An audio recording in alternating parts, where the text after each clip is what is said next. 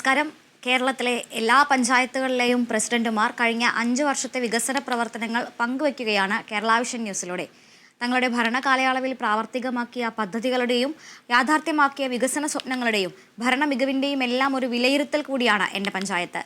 ഇന്ന് നമ്മളോടൊപ്പം ചേരുന്നത് ആലപ്പുഴ ജില്ലയിലെ ബുധനൂർ പഞ്ചായത്ത് പ്രസിഡന്റ് ശ്രീ പുഷ്പലത മധു, അതുപോലെ തന്നെ കോട്ടയം ജില്ലയിലെ പനച്ചിക്കാട് പഞ്ചായത്ത് പ്രസിഡന്റ് ആനി മാമൻ എന്നിവരാണ്. എല്ലാവർക്കും എൻ്റെ പഞ്ചായത്തിലേക്ക് സ്വാഗതം.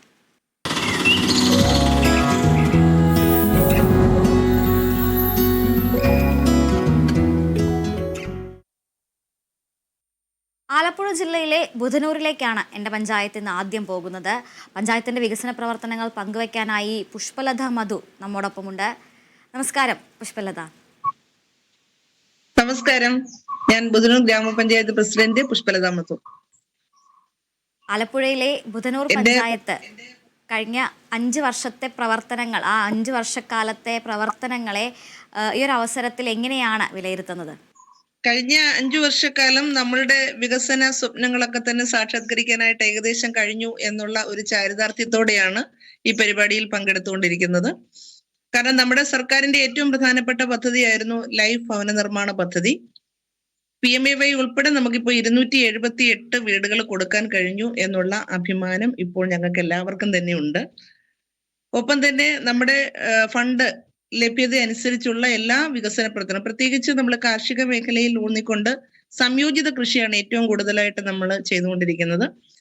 പിന്നീടുള്ളതെന്ന് പറഞ്ഞാൽ വനിതകള്, കാരണം ഏറ്റവും കൂടുതൽ വനിത ഇപ്പം കുടുംബശ്രീ സംരംഭങ്ങൾ ഒരുപാട്, കാരണം RKEDP ബഹുമാനപ്പെട്ട മിനിസ്റ്ററുടെ ഏറ്റവും പ്രധാനപ്പെട്ട ഒരു പദ്ധതിയിൽ ഉൾപ്പെടുത്തിക്കൊണ്ടുള്ള RKEDPയുടെ ഉൾപ്പെടെ 400 സംരംഭകരാണ് ഇന്ന് നമ്മളുടെ പഞ്ചായത്തിൽ വനിതകളായിട്ടുള്ളത്.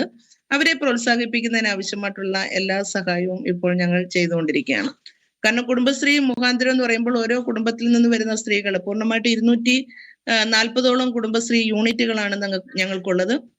നന്നായിട്ട് തന്നെ അതിനെ പരിപാലിച്ചു കൊണ്ട് പോകുവാനായിട്ട് ഞങ്ങളുടെ ഭരണസമിതിക്ക് കഴിയുന്നുണ്ട്. അതുകൊണ്ട് തന്നെ അവർക്ക് ഒരു പ്രത്യേക വരുമാനം, കാരണം സ്വയം തൊഴിൽ ചെയ്ത് അതിലൂടെ ഒരു സ്വയം പര്യാപ്തതയിൽ എത്തുക എന്നുള്ള ലക്ഷ്യമാണ് നമ്മൾ സാക്ഷാത്കരിക്കാനായിട്ട് ഒരുങ്ങുന്നത്. ഒപ്പം തന്നെ ജോലി തേടിപ്പോകുന്ന സ്വയം തൊഴിൽ ചെയ്യുന്ന ഒരുപാട് വനിതകൾ നമുക്കുണ്ട്.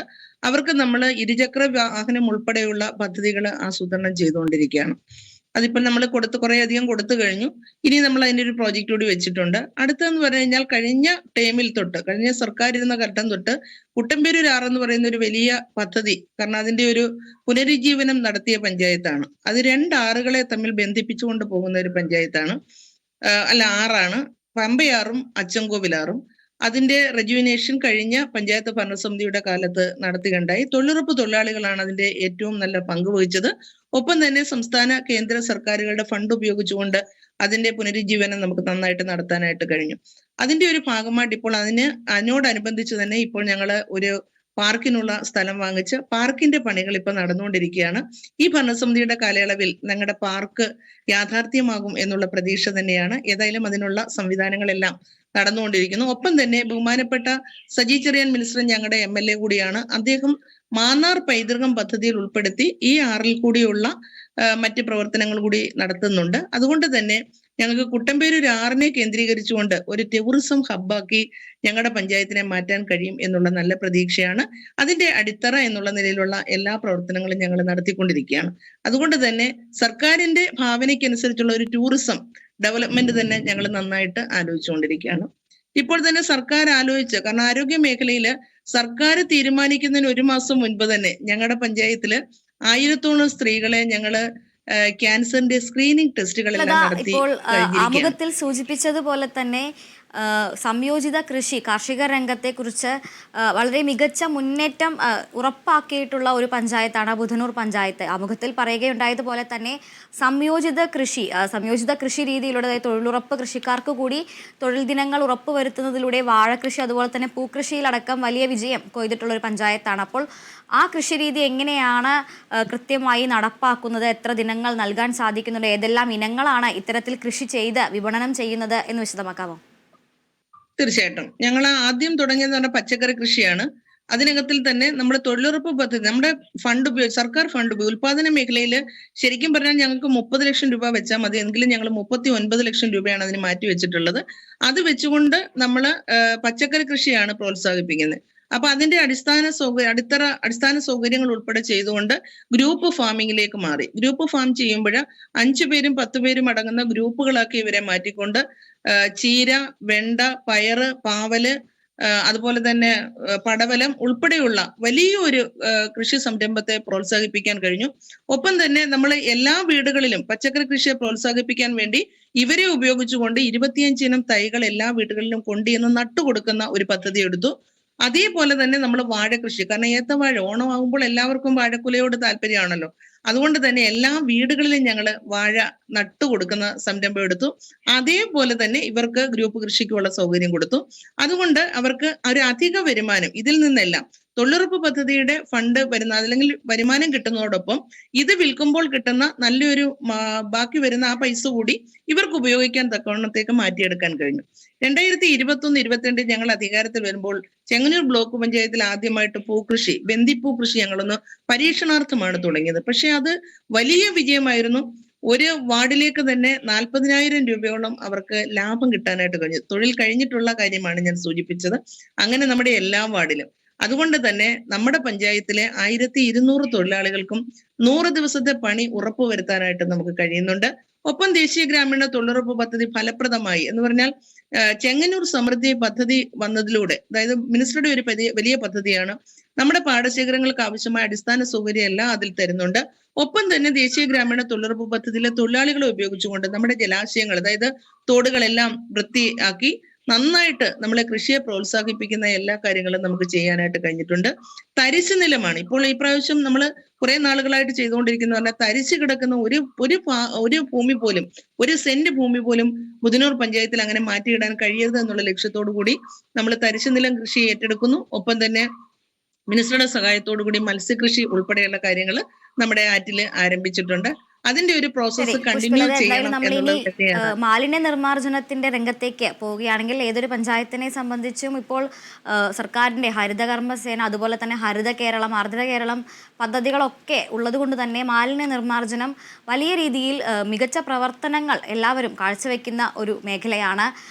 ഇവിടെ എല്ലാ വാർഡുകളിലും 2 മിനി MCF കേന്ദ്രങ്ങൾ നിലവിൽ തന്നെ സ്ഥാപിക്കാൻ കഴിഞ്ഞിട്ടുള്ള ഒരു പഞ്ചായത്താണ്. അതുപോലെ തന്നെ ഹരിതകർമ്മ സേനാംഗങ്ങളുടെ ജോലിഭാരം കുറയ്ക്കുന്നതിന് അത്തരത്തിൽ നിരവധി പ്രവർത്തനങ്ങൾ പഞ്ചായത്ത് നടത്തുന്നുണ്ട്.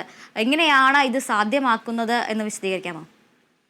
21-20 നമ്മൾ അധികാരത്തിൽ വരുന്ന സമയത്ത് ആ മാലിന്യ നിർമ്മാർജ്ജന പദ്ധതി ആയിരുന്നല്ലോ സർക്കാരിന്റെ ഏറ്റവും പ്രധാനപ്പെട്ട പദ്ധതി. പക്ഷെങ്കിൽ ആദ്യകാലത്ത് നമുക്ക് വേണ്ടത്ര ഒരു സഹകരണം എല്ലായിടത്തുനിന്നും കിട്ടിയില്ല.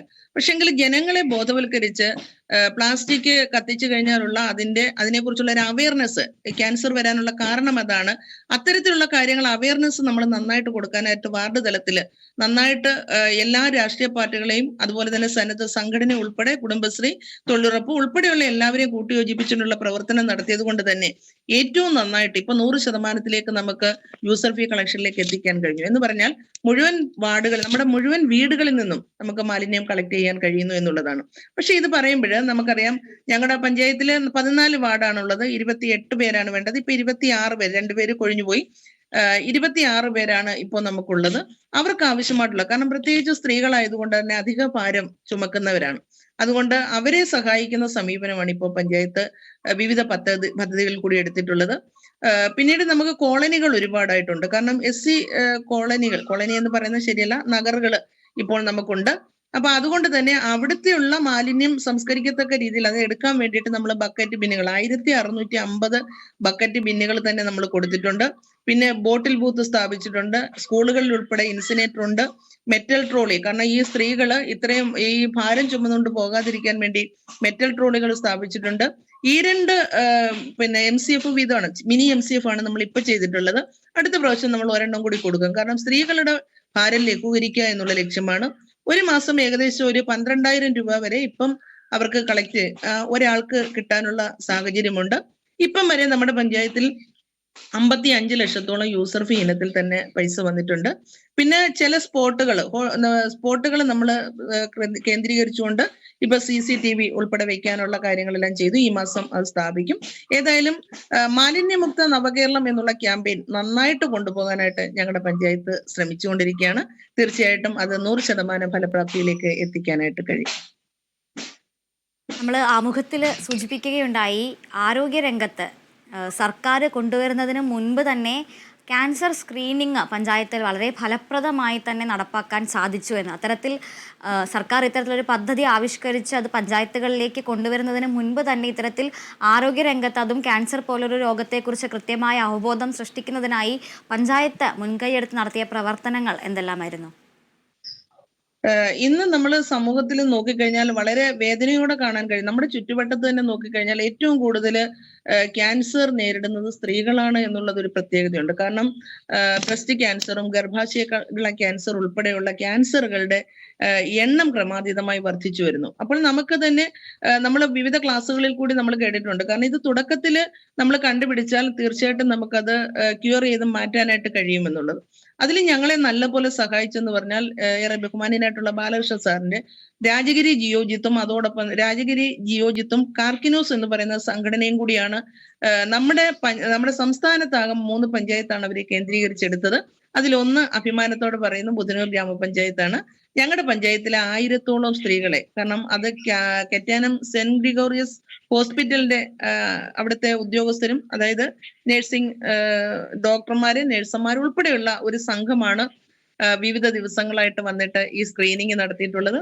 കുറച്ചു പേർക്കൊക്കെ എന്ന് വെച്ചാൽ ഒരുപാട് ഇതിലേക്ക് വന്നില്ല എങ്കിൽ പോലും നമുക്കത് കണ്ടുപിടിക്കാൻ കഴിഞ്ഞു. അവരുടെ ഒരു സഹായം ഞങ്ങൾക്ക് നന്നായിട്ട് കിട്ടി. നല്ലൊരു അവയർനെസ് ഞങ്ങൾ താഴെത്തട്ടിലേക്ക് കൊടുത്തു. അതുകൊണ്ടാണ് എല്ലാ സ്ത്രീകൾക്കും ഭയമാണ്. ഇപ്പോൾ എന്റെ വാർഡ്, ഞാൻ പ്രതികരിക്കുന്ന ഇലഞ്ഞിമേൽ 5-ാം വാർഡാണ്. എന്റെ വാർഡിൽ മാത്രം 150 സ്ത്രീകളെ സ്ക്രീൻ ചെയ്യാനായിട്ട് കഴിഞ്ഞു എന്നുള്ള അഭിമാനകരമായിട്ടുള്ള ഒരു നേട്ടമുണ്ട്. അത് വലിയ സന്തോഷമുണ്ട്. ഭയന്ന് മാറി നിന്നവരുടെ മുന്നിലേക്ക് ഞാൻ മികച്ച തന്നെയാണ് ഒരു മുന്നേറ്റം മുന്നിലിറങ്ങിയത്. തന്നെയാണ് ആരോഗ്യ മേഖലയിൽ ഇത്തരത്തിൽ സ്ക്രീനിംഗ് നടത്തുകയും 150-ലധികം ആളുകളെ ഒരു വാർഡിൽ തന്നെ ഇത്തരത്തിൽ പങ്കെടുപ്പിക്കാനും കഴിയുക എന്ന് പറയുന്നത്. ഇത്തരത്തിൽ മികച്ച നേട്ടങ്ങൾ ഈ വരും വർഷങ്ങളിൽ ഇനി ഇത്തരത്തിലുള്ള മികച്ച നേട്ടങ്ങളിലേക്കായി കരുതി വെച്ചിട്ടുള്ള ഭാവി പദ്ധതികൾ ഉണ്ടാകുമല്ലോ. ഈ ഒരു ഭരണ കാലയളവിൽ ഇനിയും നടത്തി തീർക്കാനുള്ള അത്തരത്തിൽ സ്വപ്ന പദ്ധതികൾ എന്തെല്ലാമാണ്? ആരോഗ്യ മേഖലയും അതുപോലെ തന്നെ വിദ്യാഭ്യാസവും ടൂറിസം, ഈ 3 കാര്യങ്ങളാണ് നമ്മുടെ മുന്നിലുള്ളത്. കാരണം നല്ല ആരോഗ്യമുള്ള ഒരു ജനത ഉണ്ടെങ്കിൽ മാത്രമേ നമ്മുടെ ഭാവി ജീവിതത്തെ കുറിച്ച് നമുക്ക് ഉത്കണ്ഠാകുലമല്ലാത്ത ഒരു അന്തരീക്ഷത്തിൽ കൂടി കടന്നു പോകാൻ കഴിയും. ഞങ്ങളുടെ പഞ്ചായത്തിന്റെ ഒരു പ്രത്യേകത, ചെറിയ പഞ്ചായത്താണെങ്കിലും ഞങ്ങൾക്ക് 2 PH സെന്ററുകളുണ്ട്. പിന്നെ ഹോമിയോ, ആയുർവേദ എല്ലാ ഹോസ്പിറ്റലുകളും ഉണ്ട്. ആയുർവേദ ആശുപത്രിയിൽ കൂടി നമ്മൾ ഇതേപോലെ തന്നെ ക്യാൻസറിന്റെ ഒരു ബോധവൽക്കരണവും ഉൾപ്പെടെ നമ്മളൊരു പിന്നെ പാലിയേറ്റീവ് രംഗത്ത് അരികെ എന്ന് പറയുന്ന ഒരു നല്ല പദ്ധതി, ആ പദ്ധതിയിൽ കൂടി നമുക്ക് പാലിയേറ്റീവ് പേഷ്യൻസിനെ ഉൾപ്പെടെ കണ്ട് അവർക്ക് ആവശ്യമുള്ള കെയർ ആയുർവേദത്തിൽ കൂടി കൊടുക്കാനുള്ള ഒരു നല്ല ഇടപെടൽ നമ്മൾ നടത്തുന്നുണ്ട്. തീർച്ചയായിട്ടും ഇപ്പോൾ സർക്കാർ ഏറ്റെടുത്ത് ചെയ്യാൻ പോകുന്ന ക്യാൻസർ സ്ക്രീനിങ് ഫലപ്രദമായിട്ട് ഞങ്ങളുടെ മുഴുവൻ ഇനിയും പരിശോധിക്കപ്പെടാത്ത ആളുകൾക്ക് മുഴുവൻ ചെയ്യാനായിട്ടുള്ള ഒരു നല്ല പ്രവർത്തനത്തിലേക്കാണ് ഞങ്ങൾ മുന്നോട്ട് പോകുന്നത്. വിദ്യാഭ്യാസ മേഖലയിൽ ഞങ്ങളുടെ പഞ്ചായത്തിൽ പട്ടികജാതി വിഭാഗം കൂടുതലായിട്ട് താമസിക്കുന്ന ഒരു പഞ്ചായത്തോടാണ്. അഭിമാനത്തോടെ, സന്തോഷത്തോടെ, കാരണം അത് പറയാതിരിക്കാൻ കഴിയില്ല. ഇന്ന് നമ്മൾ സ്കോളർഷിപ്പ്, അതുപോലെ തന്നെ ലാപ്ടോപ്പ് ഉൾപ്പെടെയുള്ള കാര്യങ്ങൾ, അടിസ്ഥാന സൗകര്യത്തിന് പഠിക്കാൻ കുട്ടികൾക്ക് ആവശ്യമായിട്ടുള്ള സൗകര്യം എന്ന് പറയുമ്പോഴേ 200 കുട്ടികളെ ഞങ്ങൾക്ക് സ്പോൺസർഷിപ്പ് ഉണ്ട് രാജഗിരി കോളേജ്. അത് കഴിഞ്ഞ 17 വർഷമായിട്ട് അവര് വേണ്ട സഹായങ്ങളെല്ലാം ഞങ്ങൾക്ക് ചെയ്തു തരുന്നുണ്ട്. അതിൽ ഏറ്റവും ഞങ്ങൾ സെലക്റ്റീവായിട്ട് എടുക്കുന്നത് ഏറ്റവും പിന്നോക്കം നിൽക്കുന്ന കുട്ടികൾ, എന്നാൽ പഠനത്തിൽ മികവാർന്ന കുട്ടികൾക്കുള്ള സഹായങ്ങളാണ്.